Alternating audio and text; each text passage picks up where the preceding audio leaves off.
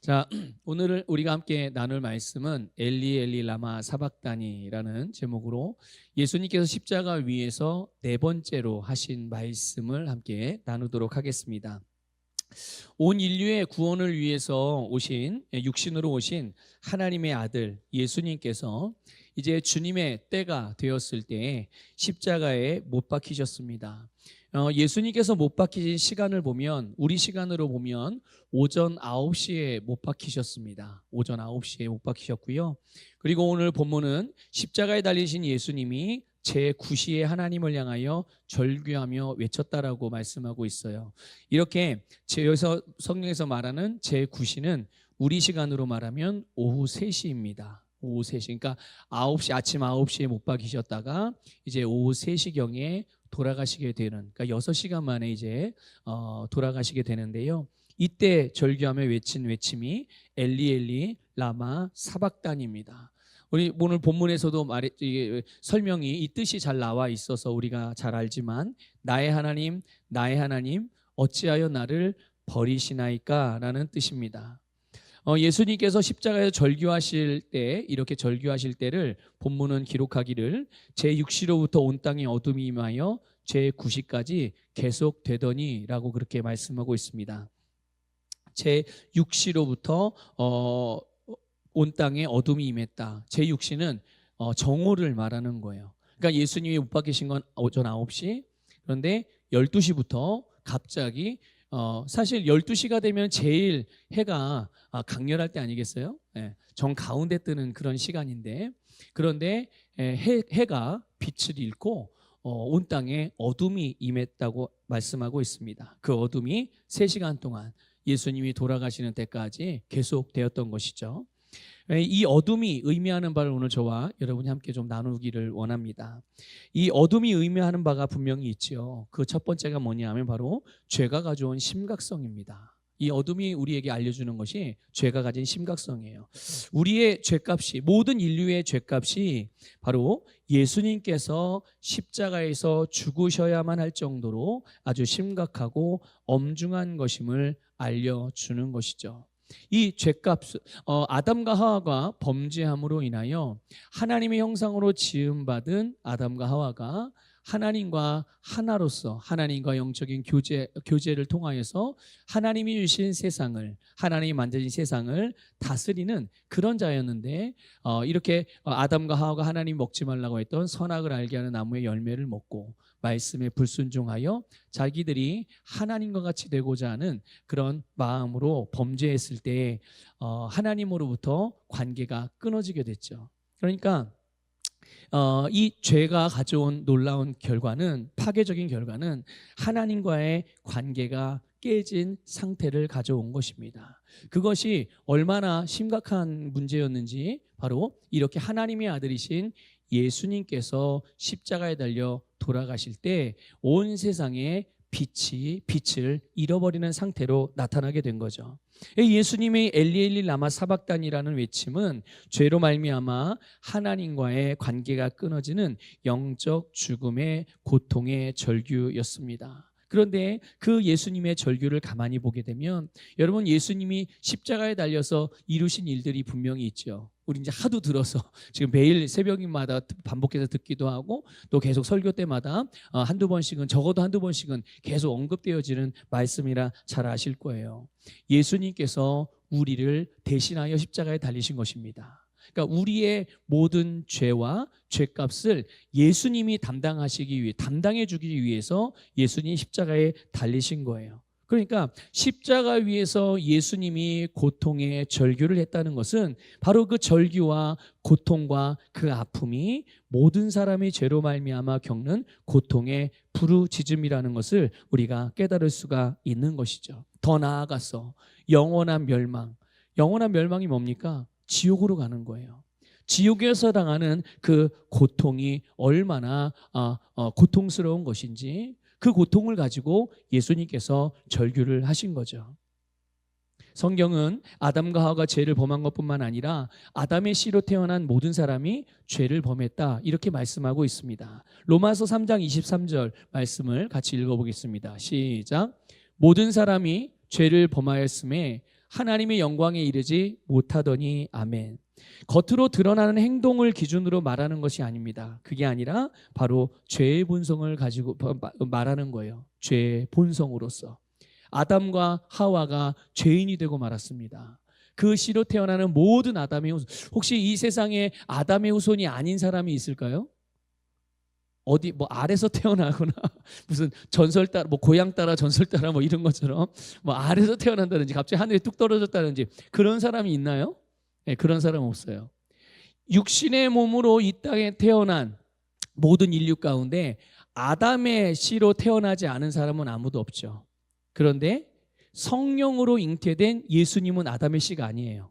여러분 그거 아십니까? 그래서 예수님을 여인에게서 났다라고 말하는 거예요. 모든 사람은 아담의 씨에서 나는데 예수님은 아담의 씨로 태어나지 않았습니다. 성령으로 잉태되어 태어나셨습니다. 믿습니까? 그러니까 아담의 씨로 태어난 모든 사람들은 그래서 아담이 가지고 있었던 죄의 유전자, 죄의 본성을 가지고 본인이 원하든 원하지 않든 할 수 없어요.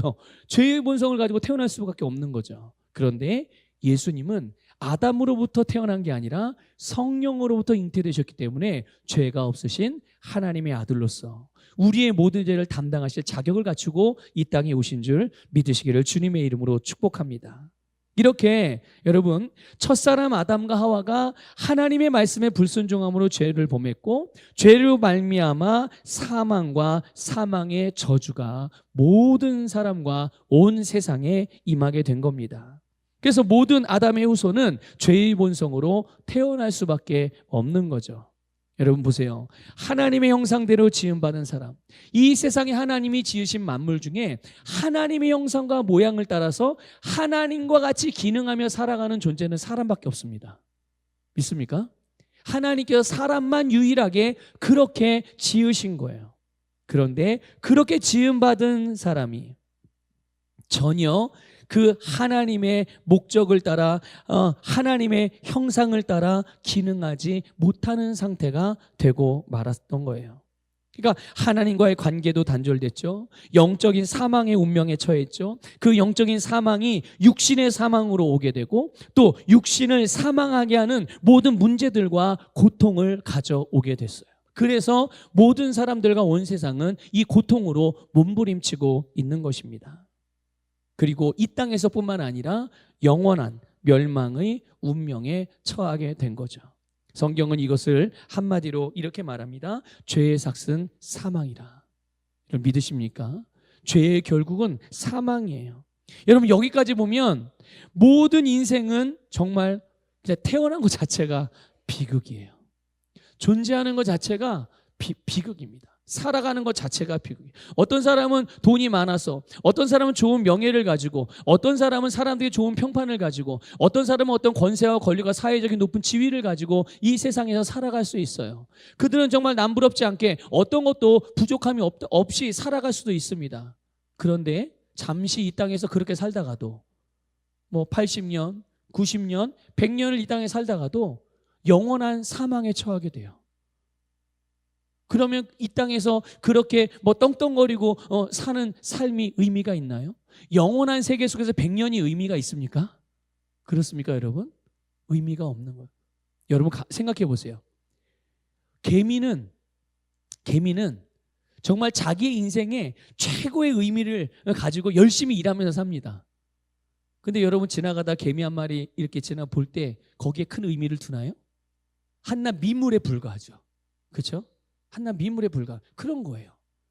영원한 시간대 속에서 영원 속에서 100년 사실은 아무것도 아닌 거예요. 그런데 여기에도 또 반전의 놀라운 진리가 담겨 있죠.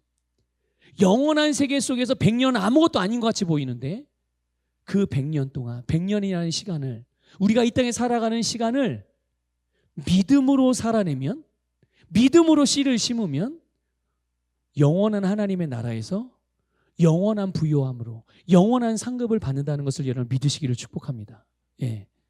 그러니까 여러분 모든 사람들이 이런 운명에 처했는데 그런데 하나님께서는요 사람이 죄로 말미암아 멸망하지 않도록 죄에 대하여 대속이라는 장치를 해주셨어요.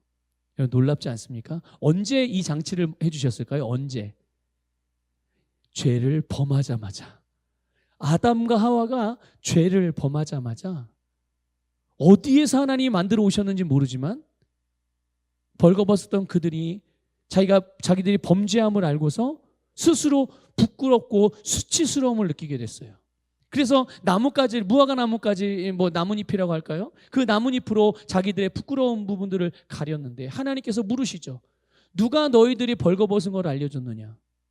아무도 알려준 게 아니에요.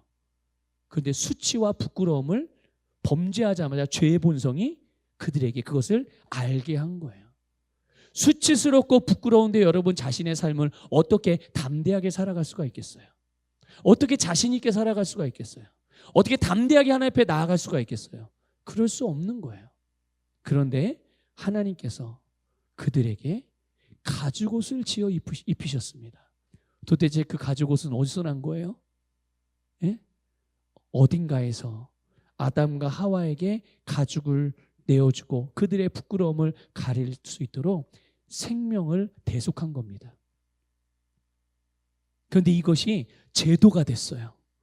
그래서 하나님께서 구약시대에 짐승이 우리의 죄를, 사람의 죄를 대신하게 했죠. 그런 장치를 하나님이 주신 거예요.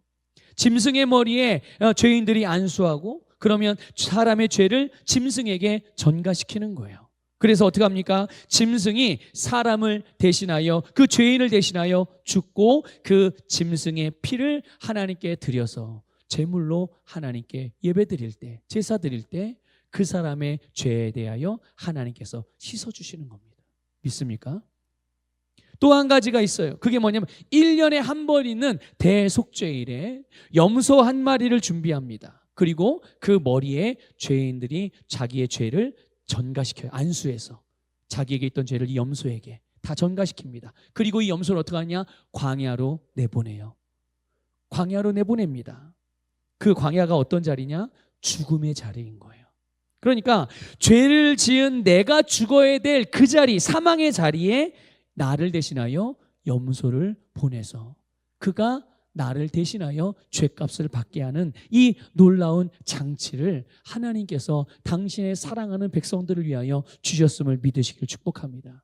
그런데 이제 우리는 알고, 그들은 몰랐지만, 구약의 백성들은 몰랐지만 오늘 우리는 알고 있는 게 있어요. 이 부분에 대해서. 그게 뭐냐면 짐승은 절대로 사람의 죄의 본성을, 죄인의 죄의 본성 자체를 대신할 수는 없다는 거예요. 죄를 잠시 덮어줄 수 있고 그냥 이렇게 씻어줄 수는 있겠지만 그 죄를 짓게 만드는 근원은 해결해 줄 수가 없는 겁니다. 그래서 하나님께서 독생자 예수님을 보내주셔서 우리의 모든 죄를 예수님에게 담당시키신 것입니다. 여러분, 고린도후서 5장 21절 읽어보겠습니다. 시작. 하나님이 죄를 알지도 못하신 이를 우리를 대신하여 죄로 삼으신 것은 우리로 하여금 그 안에서 하나님의 의가 되게 하려 하심이라. 아멘. 죄가 없으신 예수님께 우리의 죄를 포함하여 온 인류의 죄를 넘기심으로 예수님을 죄가 되게 하신 것입니다. 우리는 이 십자가를 통해서 죄사함을 받았고 용서를 받은 것이죠. 예수님께서 우리의 죄의 본성을 바로 이 십자가에서 제거해 주시고 우리는 이제 죄와 죄의 결과인 사망, 그리고 사망의 저주에서 해방된 줄 믿습니다. 하나님의 자녀로 영생의 복을 얻게 된 것이죠. 여러분, 이것이 예수님께서 십자가에 달려 돌아가실 때에 임했던 어둠이 우리에게 알려주는 첫 번째 의미예요. 두 번째 의미는 죄에 대한 하나님의 심판입니다. 하나님의 심판. 여러분, 하나님은 사랑이시죠. 사랑의 하나님이세요. 그런데 하나님은 사랑의 하나님만이 아니라 공의의 하나님이시기도 합니다. 그 말은 하나님은 절대로 죄를 못 본 척하거나 모른 척하고 넘어가실 수가 없다는 것입니다. 가끔 어떤 그리스도인들은 그렇게 생각을 하는 경우도 있는 것 같아요. 하나님 뭐 다 아시니까 이것쯤은 한 번쯤은 봐주시겠지. 여러분, 그렇습니까? 하나님이 죄를 봐주시는 경우가 있나요? 우리는 하나님이 나를 용서해 주시는 거지 죄를 봐주시는 게 아니에요. 그러니까 하나님의 용서를 내가 또 다른 죄를 지을 수 있는 바탕으로 삼으시면 안 되는 겁니다. 하나님은 우리를 용서해 주시는데요, 그 주님께서, 하나님께서 거룩하신 분이기 때문에 죄와 하나님은 공존할 수가 없으세요. 반드시 죄를 처리하셔야 되는데 하나님이 죄를 처리하는 방식은 무엇입니까? 바로 심판입니다. 심판 외에는 죄를 처리할 수 있는 방법이 없어요. 아까 말씀드렸잖아요. 여러분도 잘 알고 있듯이 죄의 삭은 뭐라고요? 네, 사망이에요. 사망이라는 판결을 내려야 되는 거예요. 그리고 그 판결대로 하나님은 행하시는 분이심을 깨달으시기를 축복합니다. 그러니까 그렇게 보면 하나님의 심판은 여러분 무서운 일이죠. 돌이킬 수 없는 일입니다. 하나님의 심판, 그 이유는 돌이킬 수가 없는 거예요. 그러니까 심판은 곧 그 다음이 없는 끝을 의미한단 말이죠. 이 세상에 그 누구도 이 하나님의 심판을 감당할 수가 없습니다. 그래서 여러분 그것으로 그냥 멸망하는 겁니다. 하지만 하나님은 저와 여러분을 포함하여 모든 사람들을 사랑하심으로 죄가 없으신 예수님께 우리의 모든 죄를 넘기시고 우리가 받을 심판을 예수님께 내리신 겁니다. 믿습니까? 자, 심판을 예수님께 내렸다면 우리는 심판을 받아요, 안 받아요? 받아요, 안 받아요? 받지 않습니다. 여러분들이 혹시라도 뭔가를 잘못하고 실수해서 여러분들에게 위험한 일이 생기고 또 안 좋은 일이 생긴다고 하여서 그것을 하나님이 주시는 것이라고 오해하시면 안 됩니다. 하나님은 그런 것으로 여러분의 잘못을 심판하지 않으세요. 여러분을 직접 심판하지 않으십니다. 이미 하나님은 예수님에게 여러분의 죄를 넘기셔서 예수님에게 심판했다는 것을 믿으시길 축복합니다. 그러니까 여러분 생각해 보세요. 만일 하나님이 여러분을 심판하신다 그러면 여러분 살아남으시겠어요? 그렇습니까? 하나님의 심판이 그냥 이게 뭐 회초리로 한번 종아리 때리는 이게 하나님의 심판입니까? 아니에요, 여러분. 하나님의 심판은 그걸로 끝이에요. 그러니까 하나님은 이제 더 이상 하나님의 백성들을 심판하지 않으십니다. 왜냐하면 그 심판을 예수님에게 담당시키셨기 때문이에요. 그래서 성경은 예수님께서 율법의 모든 요구를 만족시키셨다고 말씀하고 있습니다. 율법이 요구하는 모든 바, 어떤 사람도 그 율법의 요구를 다 완성할 수 없지만 예수님께서 완성하셔서 우리로 하나님의 의가 되게 하신 줄 믿으시기를 축복합니다. 그러니까 우리가 받아야 될 이 심판을 예수님께서 받으시면서 심판에 대한 절규가 바로 엘리 엘리 라마 사박다니였던 거예요. 그리고 우리에게는 심판이 아니라 영생을 주셨습니다. 한번 고백합시다. 나는 영생을 가지고 있습니다. 다시 한번, 나는 영생을 가지고 있습니다. 믿습니까, 여러분? 자, 여러분 이 영생이요, 여러분이 잘못하면 영생이 잠깐 밖으로 나갔다가 다시 여러분들이 회개 기도하면 영생이 다시 여러분 안에 들어와요? 아니면 하나님이 내가 잘못하면 너 영생을 잠시 내가 보류해야 되겠다, 일로 가져와, 하나님이 가져가셨다가 내가 다시 회개하고 열심히 기도하면 하나님 다시 그래 이제는 내가 너에게 다시 영생을 줄게, 이러십니까? 아니요. 영생은 우리가 뭔가 잘하고 잘못하고에 따라서 있다 없다 이렇게 되는 게 아니에요. 여러분 생각해 보세요. 사람이 마음대로 죽었다 살았다 죽었다 살았다 이렇게 되나요? 아니에요. 우리는 예수 그리스도를 믿음으로 말미암아 주님이 나를 대신하여 사망이라는 심판을 당하시고 우리에게는 하나님의 생명은 영생을 주셔서 우리로 하나님의 자녀, 영원히 멸망하지 않는 영원한 하나님의 나라의 백성이요 영원한 하나님의 자녀로 거듭나게 하신 줄 믿으시기를 주님의 이름으로 축복합니다. 그러니까 보십시오. 예수님의 이 절규에서 우리는 주님께서 우리의 모든 고통과 아픔을 담당해 주셨다는 것을 깨닫게 되죠. 그래서 우리는 이제 더 이상 심판에 대한 두려움이 아니라 예수 그리스도 안에서의 평안을 누리고 그것을 감사하며 그 은혜 속에서 주님께서 우리에게 살게 하신 능력의 삶을 살아가야 될 줄 믿습니다. 이것이 복음입니다, 여러분. 이것이 복음이에요.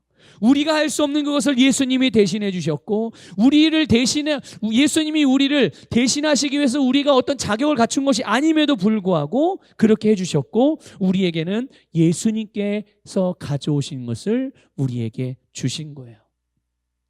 오늘 예수님이 십자가에서 외치던 이 네 번째 말씀, 엘리 엘리 라마 사박다니는 시편 22편의 다윗의 시편에서 예수님에 대한 예언적인 말씀과 동일한 내용이 나와요. 그러니까 벌써 이미 구약 성경에 예수님이 오시는 일, 예수님이 이 땅에 어떻게 사실 것이며 어떤 고난을 받으실 것이고, 예수님이 어떻게 돌아가실 것이고, 어떻게 장사됐다가 어떻게 살아나시고, 이 모든 것들이 이미 구약 성경에 다 기록되어져 있어요. 하나님께서 선지자들을 통해서 오실 메시아이신 그리스도이신 예수님을 기록해 놓으셨던 거죠. 그 오늘 본문과 연결된 부분이 바로 시편 22편입니다. 시편 22편 1절을 같이 읽어볼까요? 같이 읽겠습니다. 시작. 내 하나님이여, 내 하나님이여, 어찌 나를 버리셨나이까? 어찌 나를 멀리하여 돕지 아니하시오며 내 신음소리를 듣지 아니하시나이까? 아멘. 여기까지만 보면 예수님의 절규는 말 그대로 고통의 극치를 표현하는 절망의 외침같이 보입니다. 그러나 여러분, 다윗은 이 절망적인 현실과 고통 중에서 하나님께서 행하시는 일들을 하나하나 고백하며 찬양해요. 시작은 고통의 절규를 시작하거든요. 그러면 하나님 어떻게 해요? 도와주세요. 하나님 제발 도와주세요. 뭐 이렇게 기도해야 되는 게 그냥 일반적인 우리 상식 아니에요? 그런데 이렇게 하나님께 부르짖어 놓고 이렇게 기도해 놓고 그 다음 완전 내용이 달라집니다.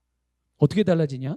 보니까 하나님을 고백하고 찬양해요. 그 내용이 이래요. 그들을 건지셨나이다. 수치를 당하지 않습니다. 주님을 의지하게 하셨습니다. 주님이 나의 하나님이 되셨습니다. 곤고한 자의 곤고를 멸시하지 않으십니다. 곤고한 자를 싫어하지 않으십니다. 하나님의 얼굴을 숨기지 않으십니다. 울부짖을 때 하나님이 들으셨습니다. 나의 하나님이여, 나의 하나님 어찌하여 나를 버리셨나이까? 이렇게 부르짖어 놓고서 뒤에 가서는 이렇게 하나님께서 자기에게 베푸신 일들과 또 베푸실 일들을 찬양하고 경배하고 높이며 감사하는 내용들이 나와요. 자, 이 다윗이 후반부에 이렇게 하나님을 찬양한 내용들을 보면 절망적인가요? 이 내용들이? 이 내용들이 어둡습니까? 이 내용들이 여러분 불행한 내용들입니까? 두려운 내용들입니까? 전혀 아니죠. 전혀 아니에요. 하나님께서 놀랍게 베푸신 구원의 역사들을 하나하나 열거하고 있는 거예요. 여러분, 그렇게 보면 이제 예수님의 이 엘리 엘리 라마 사박다니는 우리에게 절망이 아니라 소망을 주시는 외침인 것을 믿으시기를 축복합니다. 보여지기는 절망처럼 보이나 그 속에 그 주님의 외침으로 말미암아 우리에게는 영원한 소망을 주시는 거죠.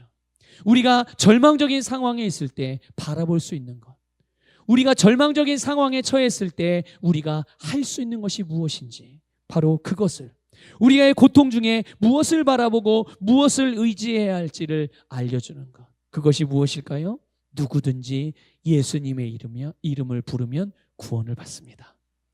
누구든지 주님의 이름을 부르면 구원을 받습니다. 어떤 상황에서든, 어떤 일들 속에서든, 어떠한 실수와 잘못에서 어떠한 행복한 일이 있든 주님의 이름을 부르면 그것으로부터 구원받게 되는 줄 믿습니다. 주님은 우리에게 죄와 또 죄로 말미암아 들어온 모든 고통의 원인을 주님이 가져가셨어요. 하나님의 생명과 하나님의 나라 그 유업을 우리에게 주신 줄 믿으시기를 축복합니다. 이제 여러분, 우리를 새롭게 하시는 주님의 이름을 부르시기를 축복합니다. 하나님은요, 주님을 부르는, 주를 부르는 자를 절대로 버리시는 일이 없으세요. 주님을 찾는 자를 여러분 멀리 하시는 경우가 절대로 없으십니다. 왜냐하면 하나님과 우리 사이를 멀어지게 만들었고 끊어지게 만들었던 모든 죄의 담들은 예수님께서 십자가에서 담당해 주셨기 때문에, 우리를 대신하여 담당하시고 우리를 대신하여 당신이 심판을 받으셨으므로 우리에게는 여러분 하나님과 하나됨의 선물을 주신 줄 믿습니다. 그래서 이제 그 이름의 권세, 그 예수 그리스도의 이름의 권세를 여러분 믿음으로 주님께서 우리에게 주신 것을 그 믿음을 가지고 취하시기를 축복합니다. 자, 고백해 봅시다. 저를 따라 고백해 볼까요? 구원은 내 것입니다. 정말 여러분의 것인가요, 구원이? 네. 자, 또 고백하겠습니다. 능력은 내 것입니다. 평안은 내 것입니다. 건강은 내 것입니다. 부요는 내 것입니다. 기쁨은 내 것입니다. 확신은 내 것입니다. 담대함도 내 것입니다. 사랑도 내 것입니다. 승리도 내 것입니다. 여러분, 이것이 왜 어떻게 우리 것이 되었습니까? 주님이 우리에게 주셨기 때문인 거예요. 이것을 믿으시고 바로 이렇게 주님이 우리에게 주신 것을 믿음으로 취하시기를 주님의 이름으로 축복합니다. 같이 고백합니다. 전능하신 하나님 아버지, 십자가에서 이루신 구원과 승리를 믿으며 담대히 선포합니다. 나의 하나님, 어찌하여 나를 버리셨나이까? 주님이 나의 모든 버림받음을 대신하셨기에 나는 결코 버림받지 않습니다. 나는 절망의 자리에서 영광의 소망을 바라봅니다. 나는 죄, 사망, 정죄, 어둠에서 걸어나와 생명과 의와 자유와 빛 가운데 있습니다. 나는 오늘도 예수님의 이름을 부르며 삶의 모든 분야에서 구원을 받습니다. 아멘.